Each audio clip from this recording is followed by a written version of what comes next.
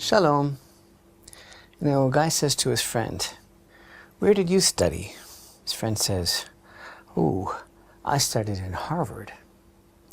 Guy says to his friend, "Where were you educated?" He says, "I was educated in Oxford."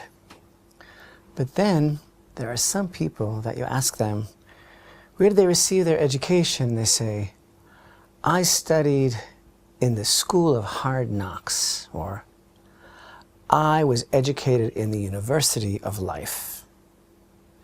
And actually,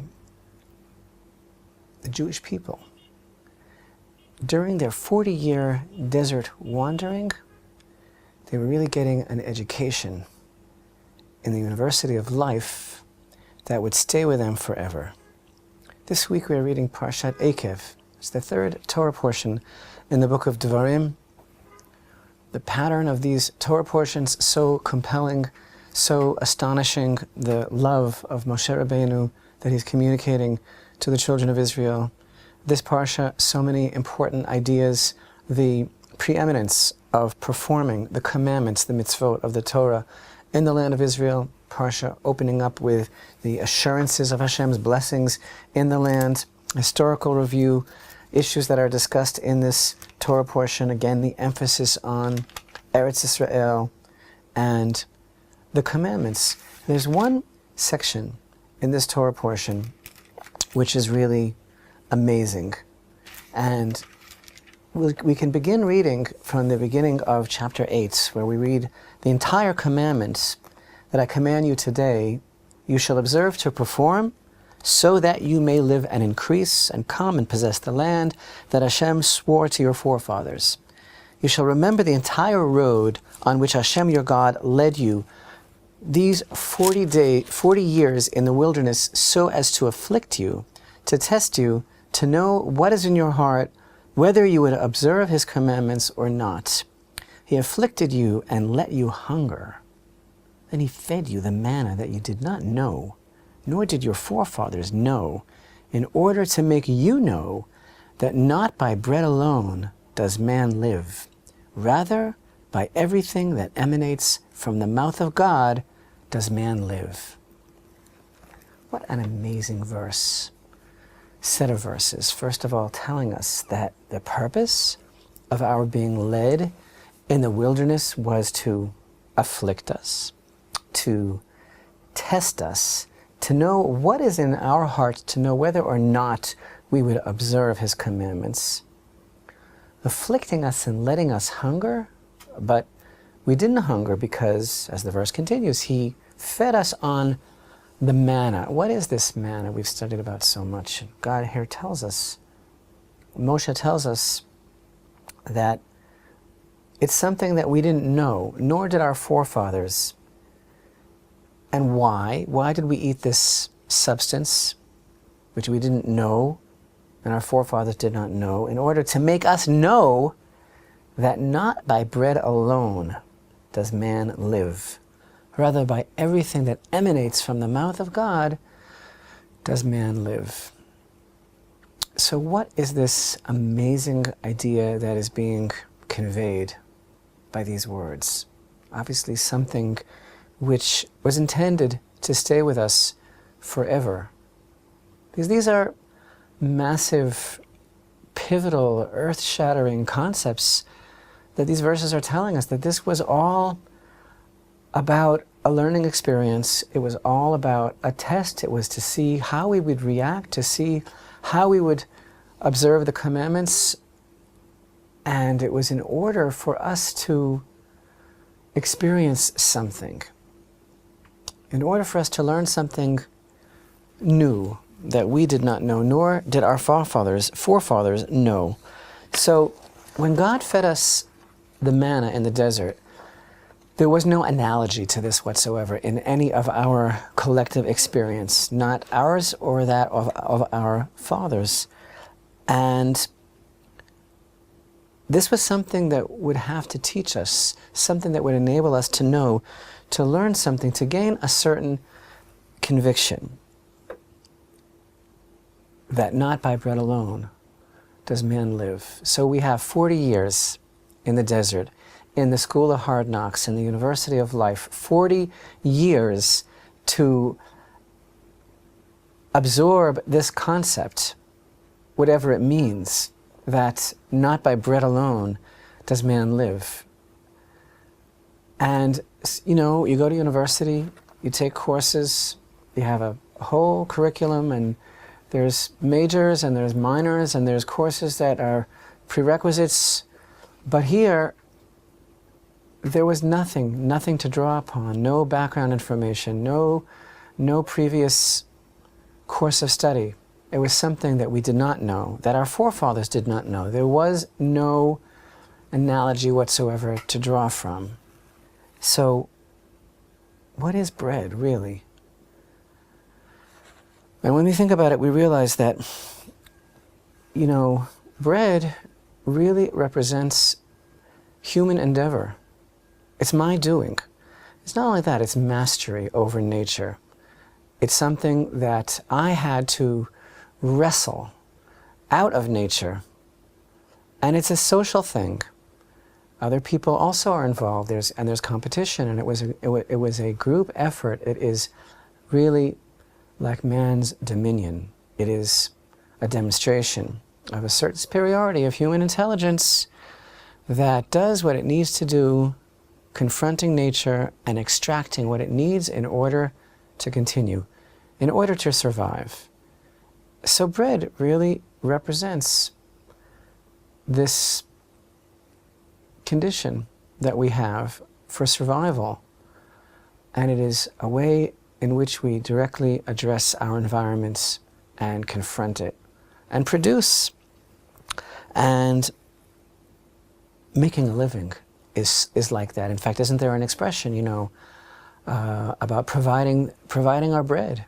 And everybody's worried about providing this bread for our families, for our wives, for our children.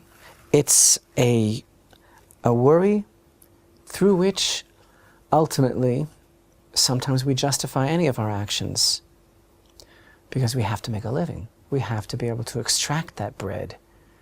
And bread truly is something, it doesn't come from the ground, it's something that a person produces by mastering his environment, by mastering nature. And we seem to think that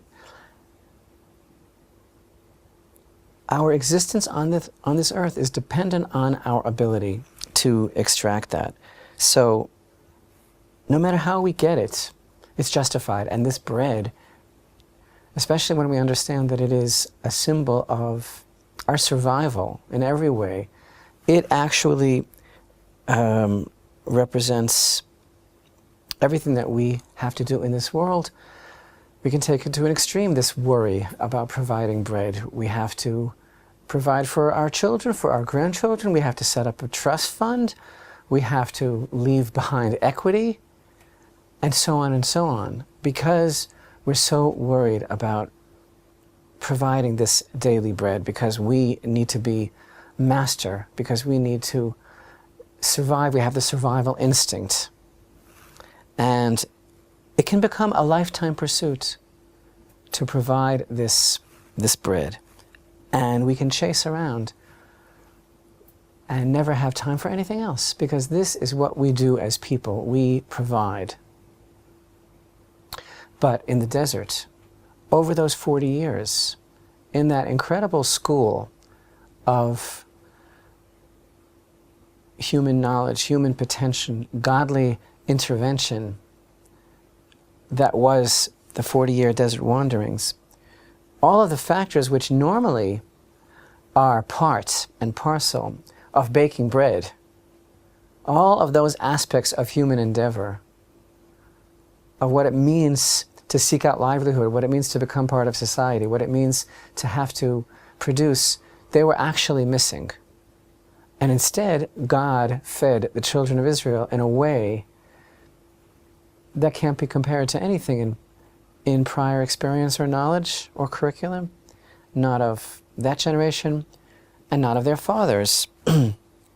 There was none of the usual elements of human endeavor and human power. There was only one factor: the divine presence. And the way in which the manna was delivered to the children of Israel, instead of a loaf of bread that bore this stamp of human achievement, it was delivered to the door of every tent. It was delivered in an exact measure, the necessary amount for every family. And it bore the presence of God and delivered a message that there is a divine providence in the livelihood of every person, and that every person, every soul is individually cared for. And the message of that experience was that actually that's the way it always is, and that's the way it always will be. And as much as we think that our livelihood is in our hands, the truth is that collective experience that we went through as a nation in the desert, which stays with us now, which stays with every generation, taught us in the university of life that not by bread alone does man live, but by everything that emanates from the mouth of God. Every aspect of creation, every detail of our lives are part of the plan that God has in His ultimate compassion and caring for every person. Everything that we went through as a people in the desert stays with us. And that's why we are going over these Torah portions now. It's not only a history of that generation. This is a profound message that is resonating to every generation. We didn't bake our bread in the desert. What does it mean that He was testing us, that He was leading us in the wilderness for 40 years to afflict us, to test us, to see if we would observe the commandments, and letting us hunger, and then feeding us the manna that we didn't know and that our forefathers didn't know, so that we would know that it's not about bread, but that it's about everything that emanates from the mouth of God. That means that it's not about me. That's what it means. It's not about my little, limited, myopic human endeavor that I think that I have to have these conditions all in a row in order to be able to provide for my family. It's not about me. It's not about everything that I think.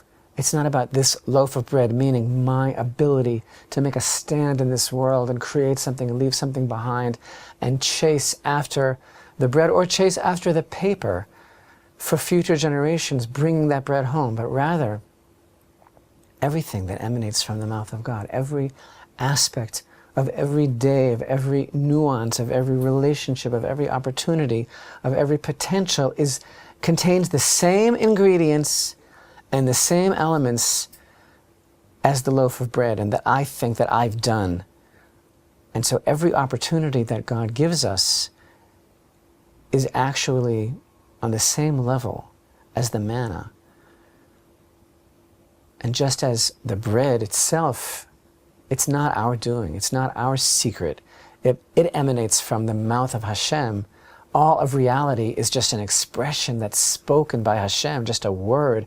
So too, everything that we will be going through, we can go back to that primordial knowledge that we learned in the 40-year lab, prep school, the desert, the school of hard knocks, the university of life, and we can draw from that experience, because that's where we learned that it's not by bread alone, but that God fed us in a way that we never knew before and which we can always know in the future. It's by everything that emanates from the mouth of God.